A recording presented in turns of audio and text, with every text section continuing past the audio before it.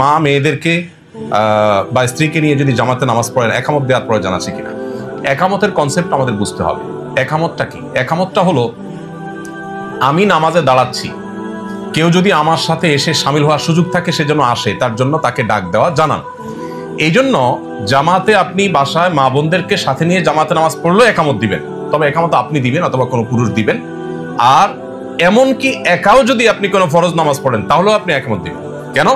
কারণ নবী করিম সাল্লাল্লাহু আলাইহি সাল্লাম এই সম্পর্কে হাদিসে কিন্তু পরিষ্কারভাবে নির্দেশ করেছেন যে একটা লোক যদি একাকী থাকেন, কোথাও কোনো মানুষ নেই, জনমানব শূন্য জায়গা, তিনিও যদি এখানে নামাজ পড়েন তিনি একামত দিবেন। তার একামতের মিনিং হবে, আজান মিনিং হবে যে কেউ যদি আমার আওয়াজ শোনো, কোনো মানুষ যদি থাকে সে যেন আমার সাথে এসে শামিল হোক, কেউ শামিল না হোক একামত দিলে সে সওয়াব পাবে। এই জন্য একাও যদি ফরজ নামাজ একা পড়েন তারপর একামত দিয়ে পড়াটাই হলো সুন্নাহ। অতএব মা বোনরা জামাতের সাথে পড়লে তো অবশ্যই একামত